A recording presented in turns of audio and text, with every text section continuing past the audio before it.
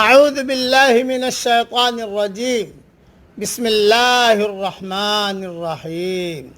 سورہ یونس کی 2 آیتیں پڑھ رہا ہوں، آیت نمبر 11، آیت نمبر 12۔ وَلَوْ يُعَجِّلُ اللَّهُ لِلنَّاسِ الشَّرَّ اسْتِعْجَالَهُمْ بِالْخَيْرِ لَقُضِيَ إِلَيْهِمْ أَجَلُهُمْ۔ اگر اللہ لوگوں کے لیے عذاب اسی طرح جلد پہنچا دے جس طرح وہ ان کے ساتھ رحمت میں جلدی کرتا ہے تو ان کی مدت ختم کر دی گئی ہوتی۔ فَنَذَرُ الَّذِينَ لَا يَرْجُونَ لِقَاءَنَا فِي طُغْيَانِهِمْ يَعْمَهُونَ۔ لیکن ہم ان لوگوں کو جو ہماری ملاقات کی امید نہیں رکھتے ان کی سرکشی میں بھٹکنے کے لیے چھوڑ دیتے ہیں۔ وَإِذَا مَسَّ الْإِنسَانَ الضُّرُّ دَعَانَا لِجَنبِهِ أَوْ قَاعِدًا أَوْ قَائِمًا۔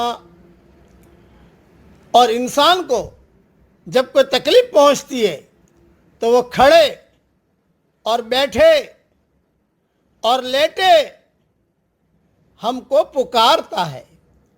فَلَمَّا كَشَفْنَا عَنْهُ ضُرَّهُ مَرَّ كَأَن لَّمْ يَدْعُنَا إِلَىٰ ضُرٍّ مَّسَّهُ۔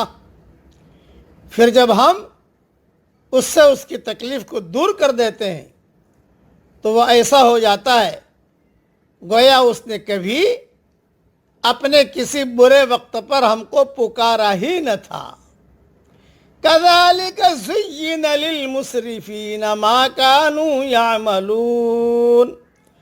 اس طرح حد سے گزر جانے والوں کے لیے ان کے اعمال خوشنما بنا دیے گئے ہیں۔ اس کی تشریح بہت اہم ہے، اس لیے بہت دھیان سے سنیے۔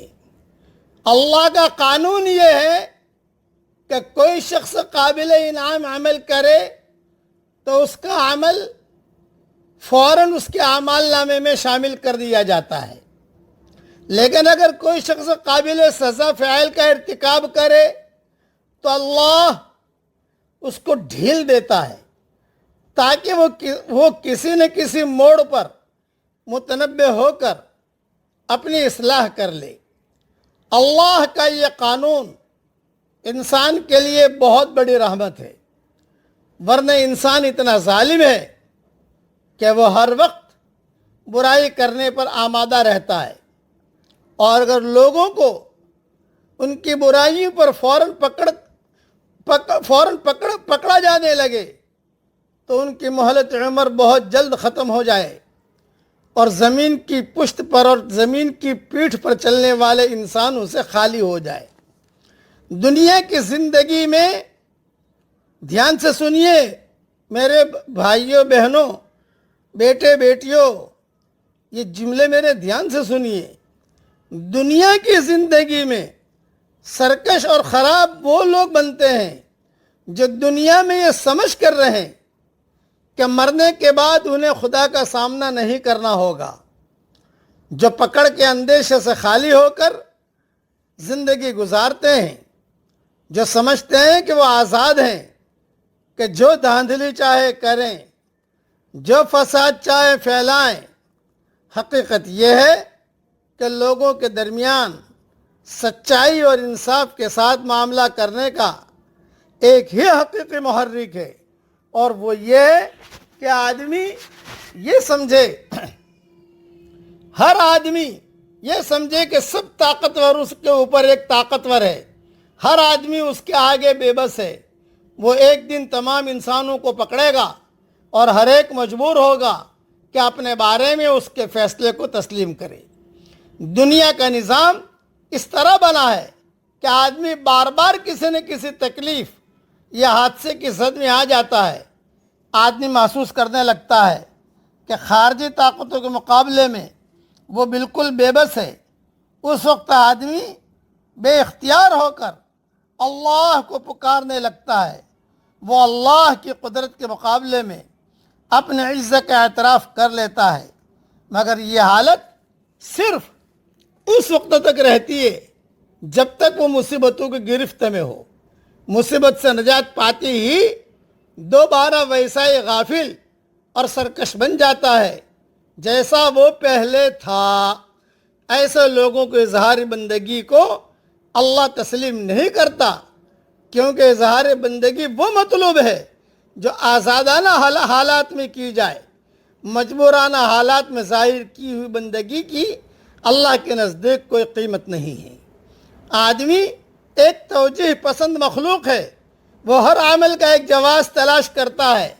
اگر آدمی سرکشی کو اپنے لیے پسند کر لے تو اس کا ذہن بھی اسی طرف مڑ جائے گا، وہ عملاً سرکشی کرے گا، اور اس کا ذہن اس کی سرکشی کو درست ثابت کرنے کے لیے اس کو خوبصورت الفاظ فراہم کرتا رہے گا۔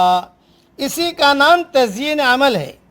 آدمی اپنی غلطیوں کو خوشنما الفاظ میں بیان کر کے اپنے کو مطمئن کر لیتا ہے کہ وہ حق پر ہے، مگر یہ ایسا ہی ہے جیسے کوئی شخص آگ کا انگارہ اپنے ہاتھ میں لے لے اور وہ سمجھے کہ وہ اس کو نہیں جلائے گا، کیونکہ اس کا نام اس نے سرخ پھول رکھ دیا ہے۔ عقل مند کے لیے اشارہ کافی ہے۔ بس اتنی بات میں نے سمجھا دی۔ اپنی زندگی کو راہ راست پر ہم لانے کی کوشش کریں، اور ہر ایک آدمی گناہ کر کے پھر اس کو سچ کرنے کے ثابت کرتا ہے۔ جھوٹ کو سچ کرنا، جھوٹ کو سچ کرنا، جھوٹ کو سچ کرنا، یہ آج عام ہے۔ اللہ تعالیٰ ہر قسم کے فتنوں سے ہم سب کی پوری حفاظت فرمائے۔ آمین۔ وآخر دعوانا ان الحمدللہ رب العالمین۔